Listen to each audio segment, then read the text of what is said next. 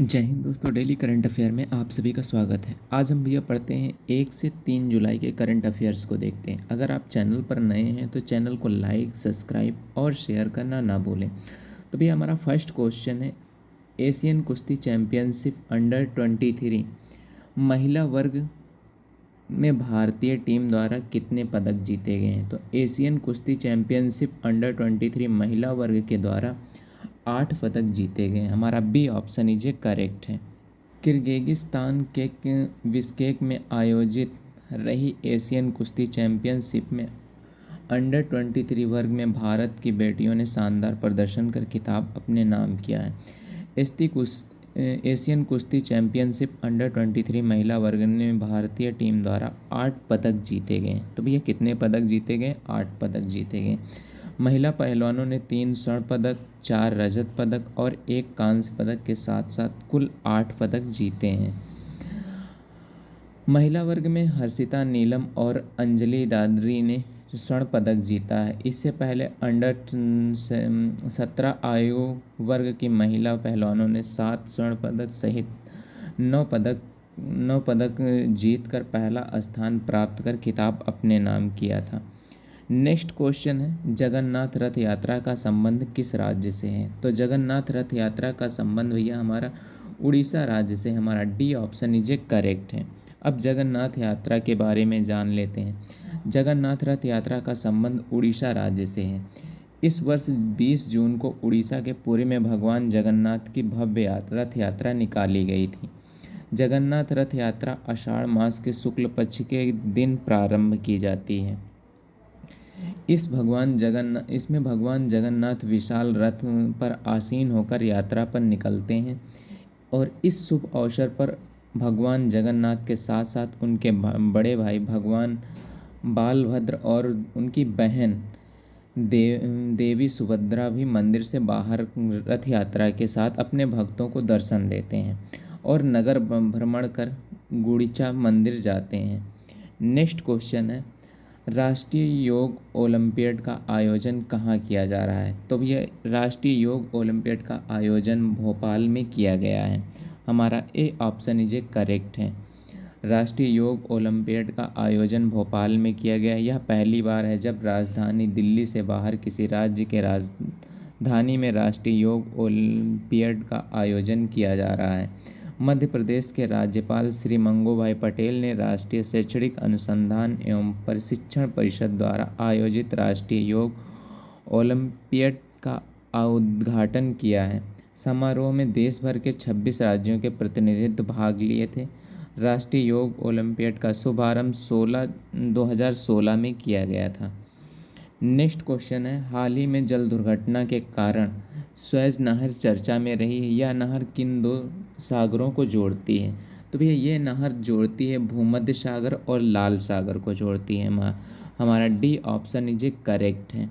तो स्वेज नहर मिस्र में कृत्रिम समुद्र स्तरीय जलमार्ग है। यह नहर भूमध्य सागर और लाल सागर को जोड़ती है।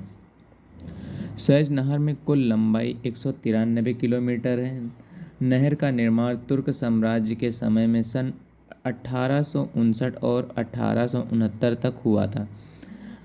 नहर आधिकारिक रूप से 17 नवंबर 1869 में खोली गई थी। हाल ही में चर्चा में रही ग्रैमी पुरस्कार का संबंध किस क्षेत्र से है। तो भैया हाल ही में चर्चा में रहा ग्रैमी पुरस्कार का संबंध किस क्षेत्र से है। तो ग्रैमी पुरस्कार का संबंध है संगीत क्षेत्र से। हमारा ए ऑप्शन इज करेक्ट है। हाल ही में चर्चा में रहा ग्रैमी पुरस्कार का संबंध संगीत क्षेत्र से है। रिकॉर्डिंग अकादमी में ग्रैमी पुरस्कारों के विस्तार की घोषणा की गई है, जिसमें 3 नई श्रेणियां सर्वश्रेष्ठ वैकल्पिक संगीत प्रदर्शन, वरिष्ठ बोली जाने वाली कविताएं, एल्बम और सामाजिक परिवर्तन के लिए श्रेष्ठ गीत शामिल हैं। इस श्रेणी में पुरस्कार 2023 में ग्रैमी समारोह के दौरान प्रदान किए जाएंगे। ग्रैमी पुरस्कार लेने वाले भारतीयों के बारे में जान लेते हैं। तो पुरुष में पंडित रविशंकर को 1968 में मिला था और महिला में तन्वी शाह को 2010 में मिला था। हाल ही में ग्रैमी पुरस्कार भारतीय म्यूजिक कंपोज रिंकी केज को प्रदान किया गया है। ग्रैमी अवार्ड संगीत उद्योग में उपलब्धि और पहचान के लिए रिकॉर्डिंग अकादमी द्वारा प्रस्तुत किए जाने वाला यह एक पुरस्कार होता है। ग्रैमी पुरस्कार का प्रारंभ 1959 में किया गया था। हाल ही में चर्चा में रही भवानी देवी का संबंध किस खेल से है? तो हाल ही में चर्चा में रही भवानी देवी का संबंध तलवारबाजी से है। हमारा बी ऑप्शन इज करेक्ट है। तो हाल ही में चर्चा में रही तलवारबाजी भवानी देवी ने एशियाई तलवारबाजी चैंपियनशिप में महिला वर्ग की सेबर स्पर्धा में कांस्य पदक जीता है। सेमीफाइनल मुकाबले में भारत की भवानी देवी ने उज्बेकिस्तान की खिलाड़ी को हराकर यह पुरस्कार जीता है। भवानी देवी का संबंध तमिलनाडु राज्य से है। ओलंपिक खेलों में भारत का प्रतिनिधित्व करने वाली पहली भारतीय फेंसर बनी थी जब उन्होंने टोक्यो 2020 में ओलंपिक में भाग लिया था। महत्वपूर्ण फैक्ट जान लेते हैं। हाल ही में आयोजित UEFA नेशन लीग का खिताब स्पेन फुटबॉल टीम द्वारा जीता गया है। वह भवानी देवी का संबंध किस खेल से है? तो उनका संबंध तलवारबाजी क्षेत्र से है। हाल ही में चर्चा में रही मुख्यमंत्री मितान योजना का संबंध किस राज्य से है? तो हाल ही में चर्चा में रही मुख्यमंत्री मितान योजना का संबंध छत्तीसगढ़ राज्य से है। हमारा बी ऑप्शन इज करेक्ट है। हाल ही में छत्तीसगढ़ के मुख्यमंत्री श्री भूपेश बघेल ने घोषणा करते हुए कहा है कि मुख्यमंत्री मितान योजना को छत्तीसगढ़ राज्य के सभी 44 नगर पालिकाओं में लागू किया जाएगा। वर्तमान में मुख्यमंत्री मितान योजना प्रदेश में 14 नगर पालिकाओं में संचालित है। मुख्यमंत्री मितान योजना यह योजना 1 मई 2022 को प्रारंभ किया गया था। मितान योजना के अंतर्गत घर बैठे मूल निवास प्रमाण पत्र, अनुसूचित जनजाति प्रमाण पत्र, अन्य पिछड़ा वर्ग प्रमाण पत्र, आय प्रमाण पत्र, भूमि का रिकॉर्ड, नकल, मृत्यु प्रमाण पत्र, विवाह पंजीकरण और प्रमाण पत्र, जन्म प्रमाण पत्र सुधार और दुकान स्थापना पंजीकरण संबंधित दस्तावेज मितान सेवा से प्राप्त किए जा सकते हैं।